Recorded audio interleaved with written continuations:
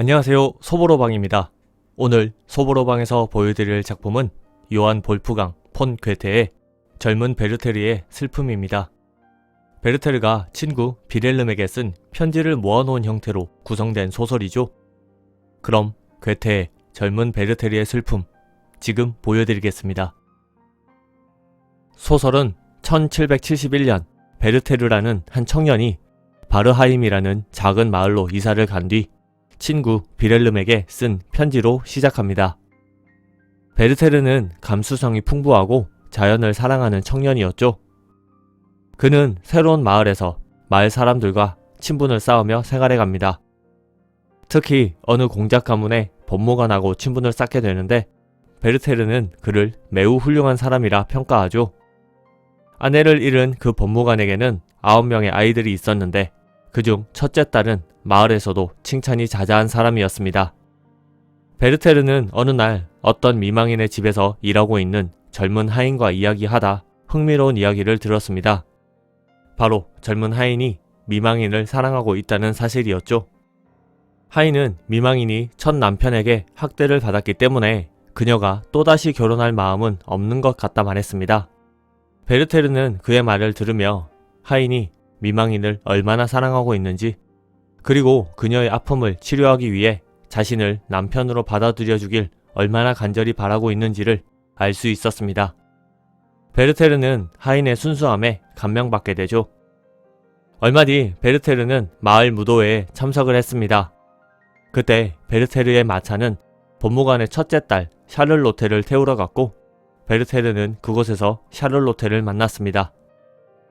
베르테르는 샤를로테가 약혼자가 있다는 이야기를 들었지만 그녀의 아름다운 모습과 우아한 태도, 그리고 지성미에 반해버리죠. 베르테르는 무도회에서 샤를로테와 함께 춤을 추기도 하고 많은 대화를 하기도 하면서 친분을 쌓았습니다.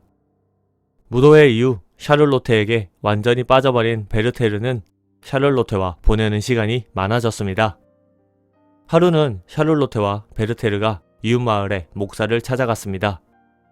나이가 많은 목사는 자신의 인생에 대한 이야기, 가족에 관한 이야기를 했습니다. 그리고 자신의 딸과 사귀고 있는 슈미트 씨에 대한 이야기를 했죠. 마침 목사의 딸과 슈미트 씨가 왔습니다.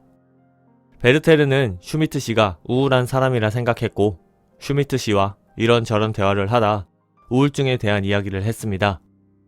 슈미트 씨는 인간이 우울증을 이겨낼 수 없다 생각했고 베르테르는 그와 달리 인간은 우울증을 이겨낼 수 있다 생각했기 때문에 둘은 논쟁을 했죠. 베르테르는 샤를로테를 의식해 우울증에 빠진 인간은 나태하다는 자신의 생각을 더욱더 강력히 이야기했고 지나치게 흥분해버리죠. 샤를로테는 그런 베르테르를 말렸습니다. 시간이 지날수록 샤를로테에 대한 베르테르의 사랑은 점점 커져갔고 베르테르는 샤를로테를 진심으로 사랑하게 되었습니다.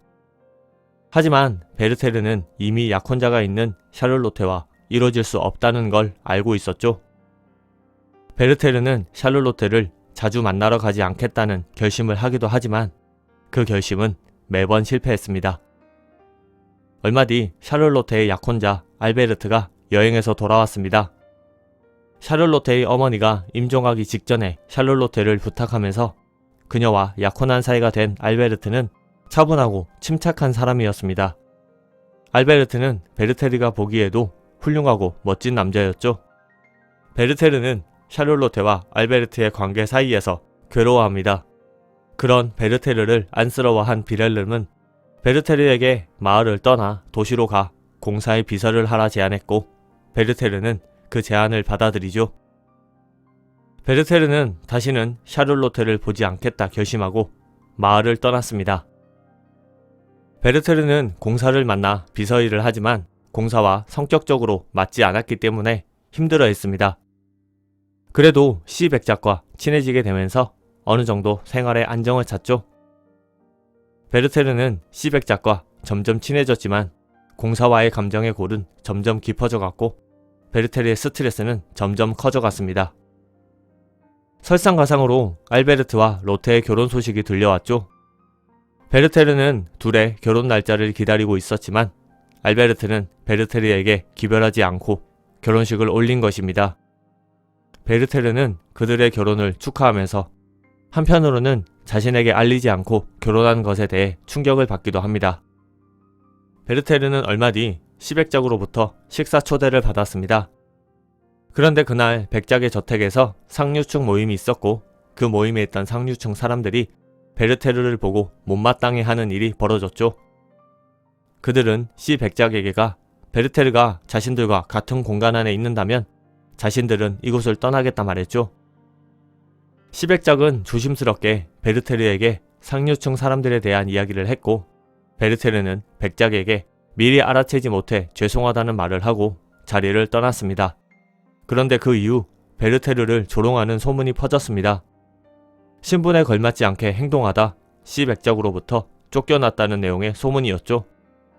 평소 신분을 무기로 행동하는 귀족들의 속물적인 사회를 싫어했던 베르테르는 더 이상 도시 생활에 견딜 수 없다 생각했고 사직서를 내고 도시를 떠났습니다.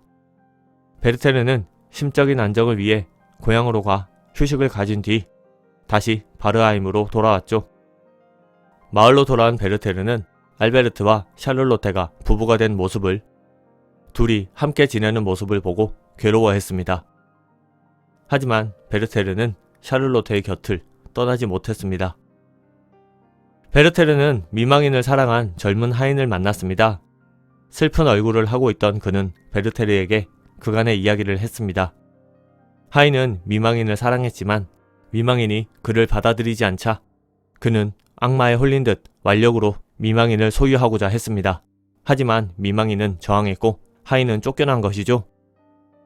하인은 미망인이 새로운 하인을 들였고 그와 결혼을 하려고 한다는 사실을 말하며 미망인이 만약 그 하인과 결혼한다면 자신은 자살할 것이라는 이야기를 했습니다. 베르테르는 그의 운명에 깊은 공감을 하게 되죠. 얼마 뒤 마을에 살인사건이 발생했습니다.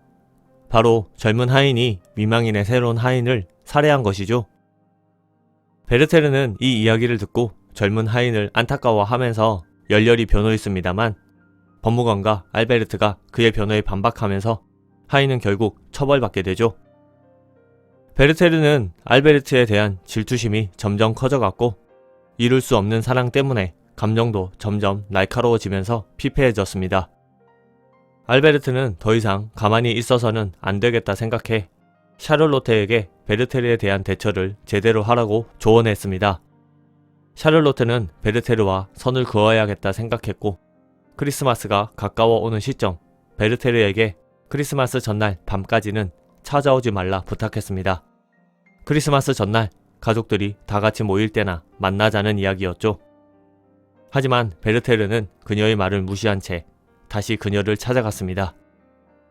베르테르의 방문에 샤를로테는 당황해했고 베르테르는 어색하게 방 안에 있었습니다. 어색한 기운에 샤를로테는 베르테르에게 오시안의 노래를 읽어달라 부탁했습니다. 베르테르는 오시안의 노래를 낭송했고 격정적인 내용을 낭송하는 베르테르의 목소리에 샤를로테는 눈물을 흘리죠. 베르테르 역시 눈물을 흘리며 샤를로테에게 키스했습니다. 하지만 샤를로테는 베르테르를 밀어냈습니다. 베르테르는 샤를로테에게 다신 만나지 않겠다 말하고는 떠났습니다. 그리고 하인에게 여행을 갈 준비를 하라 했죠. 다음날 베르테르는 여행을 가니 권총을 빌려달라는 쪽지를 쓴 뒤 하인을 시켜 알베르트에게 권총을 빌려오라 말했습니다. 알베르트는 베르테르의 쪽지를 보고 샤를로테에게 권총을 넘겨주라 말했죠. 샤를로테는 베르테르의 하인에게 권총을 넘겨주다 뭔가 불길한, 뭐라 말할 수 없는 이상한 느낌을 받았습니다. 하인으로부터 알베르트의 권총을 받은 베르테르는 샤를로테에게 남길 편지에 고맙다라는 문구를 남겼습니다. 샤를로테의 손으로부터 죽음을 건네받고 싶다고 소망했었는데 그대로 이뤄져서 고맙다는 내용이었죠. 베르테르는 밤 12시 마지막 편지를 남기고 권총으로 자살했습니다. 베르테르는 다음날 아침 일찍 여행을 떠나는 줄 알고 베르테르를 찾아온 하인에게서 발견되었습니다. 온 마을이 뒤집혔고 샤를로테는 소식을 듣자마자 기절했죠. 쓰러진 샤를로테와 그녀를 돌본 알베르트를 제외한 많은 사람들이 베르테르의 장례식에 참가해 베르테르의 죽음을 슬퍼했습니다. 이 소설은 베르테르의 감정 변화뿐만 아니라 그 변화에 맞춰 적절한 시점에 일어나는 여러 가지 사건들까지 굉장히 짜임새 있는 소설입니다. 특히 소설 전반부에 우울증을 이겨낼 수 없다는 주장을 한 슈비트를 비판하는 베르테르의 모습과 후반부에 자신의 슬픔을 이겨내지 못하고 결국 극단적 선택을 하는 베르테르의 모습은 정반대의 모습을 보여주죠. 베르테르 효과라는 말까지 만들어낼 정도로 인기가 많았던 이 소설은 베르테르뿐만 아니라 소설의 히로인인 샤를로테도 굉장히 유명한데요. 롯데그룹의 롯데라는 이름이 이 샤를로테에서 따온 것이라고 하죠. 서서히 변해가는 베르테르의 감정 변화가 일품인 소설 소보로방에서 보여드린 요한 볼프강 폰 괴테의 젊은 베르테르의 슬픔이었습니다. 영상이 마음에 드셨다면 좋아요, 구독 버튼을 눌러주세요. 감사합니다.